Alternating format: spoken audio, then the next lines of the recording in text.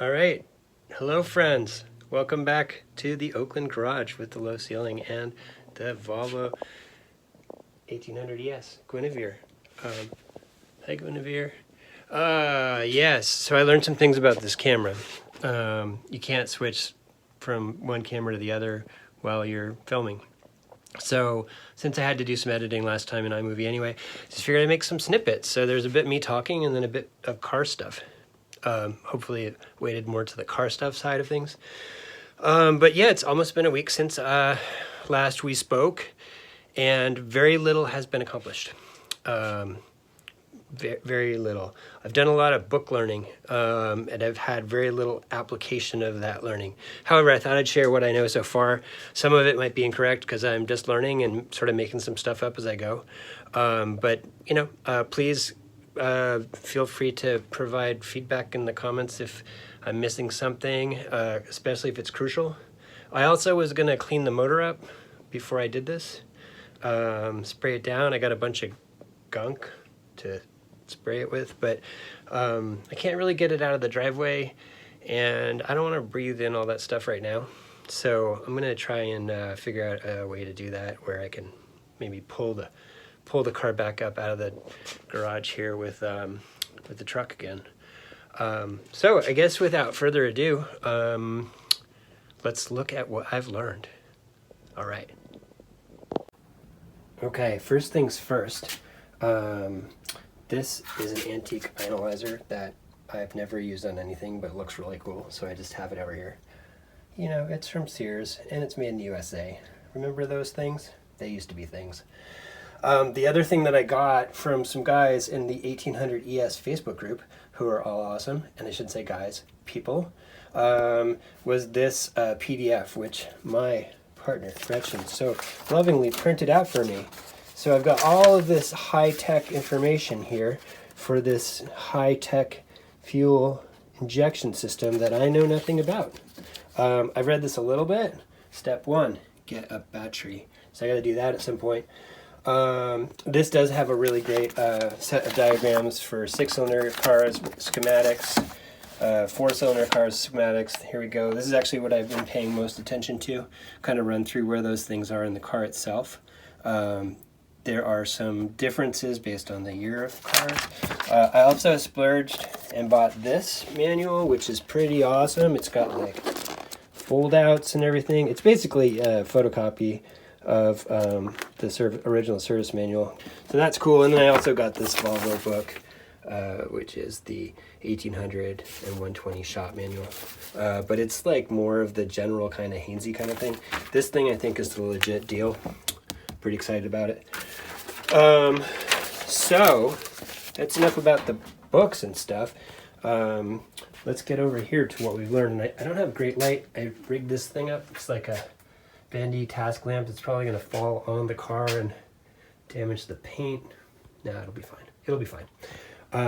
Yeah, so here's the motor again. And I'm learning about the fuel injection system because most of the rest of it I understand. The fuel injection part's the bit that's a little bit a mystery to me, although becoming less of it. And it's got a bunch of components. So did the spark plug numbering based on where we pulled them from. That's just general kind of thing to do. But then I figured, hell, I've got the blue tape out, and I've got a Sharpie that's brand new. How often do you have those? So I figured, yeah, I'd go through and sort of figure out what these pieces are before, and then maybe get to a point where I understand enough about them to start taking some things apart, cleaning some things up. All right, where to start? I think we'll start at the front here. Probably not the most logical, but probably the best place to start would be at the computer. I'm going to do that. So the computer control unit is going to be really hard to see because I don't have a light in here. But if the iPhone can adjust to the light, not really.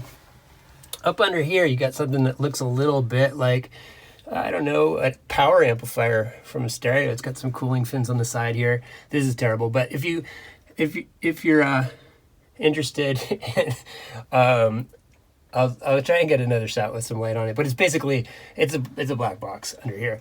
Look like there's some stereo upgrades here, maybe. Could plug something in there.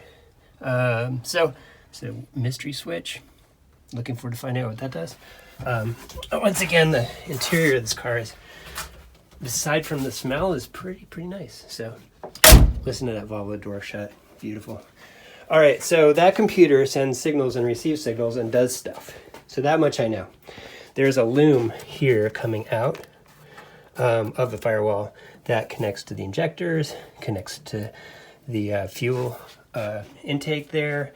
It also goes over here and connects to this valve. So it's receiving and distributing information. In this case, near as I can figure, it's also going over here. Let me see if I can get down here. So there's a pressure sensor here that's got electronics on one side, and then looks like a vacuum line, or gas line. I don't know, it's pressure sensor, so I'm guessing it's air pressure, not fuel pressure. And then over here we've got some more controls. So there's the throttle valve switch. Controls the throttle valve, I suppose. Got another connector up here.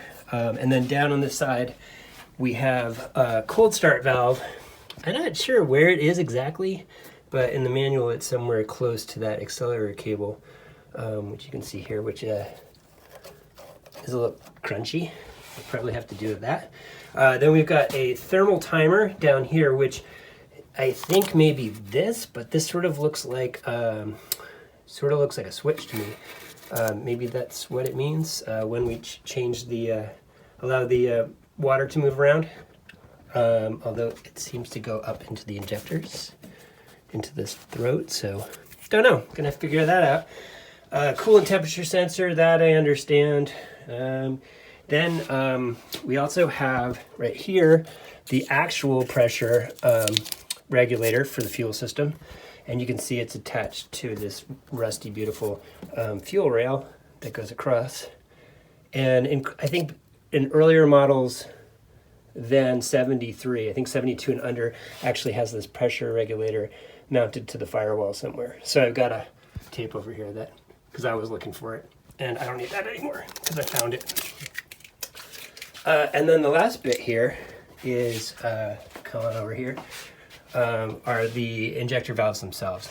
So there are 4 of them because there are 4 cylinders, and each of them has both fuel, just ran right into the bumper, the fuel and the electronics. So it's doing the amount of fuel added in and the fuel itself.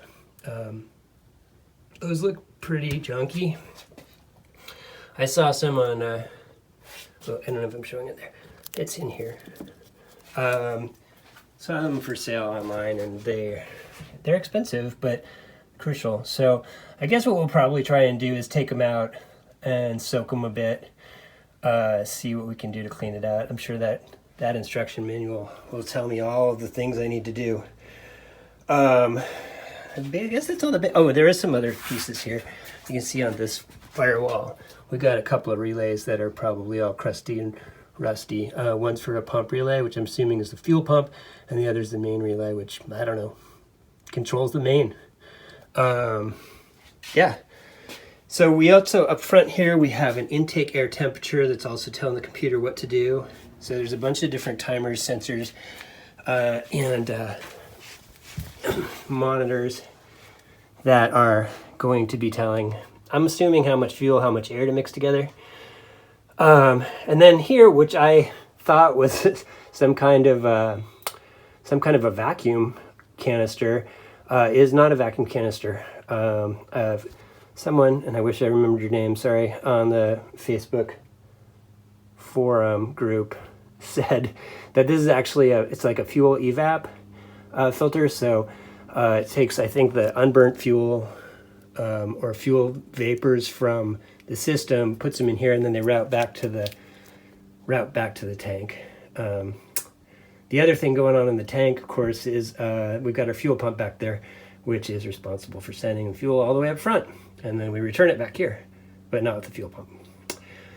So I don't know if this is informative or not, but it was informative for me. And now that I've gone and told you all about it, I feel like I've got a pretty good picture of how it fits together.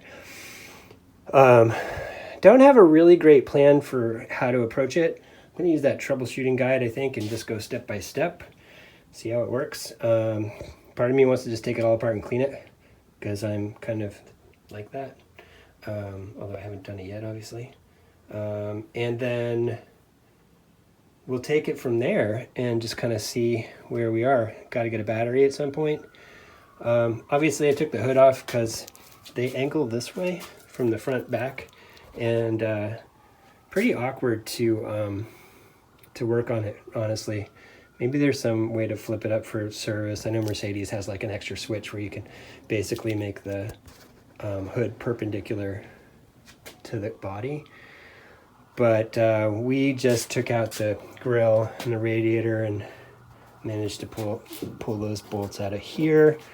So those are the hinges for the hood. There was a fair amount of rust actually in the front lip of the hood, which was a little bit of a drag. But not anything I'm going to worry about right this second. I feel like there was something else I wanted to tell you guys. Nope, that might be it. I'm a little bit worried about the hood alignment later, but again, that is pretty far down the road. I think the hood's going to stay off probably, well, definitely until we get it running. So that's kind of where we are. Yeah, I don't know when we're going to get this work done exactly. Maybe we'll get somewhere through that book, that instruction book today, tomorrow. Maybe Mike will come over and join us tomorrow evening, Wednesday. But looking forward to getting further into this project, breathing some life, hopefully. Yeah, I guess I left out a key component, which is the battery, but that's just in front of the passenger on the wall there. But in case you didn't know, that's where it lives. I think I mentioned something about it last video.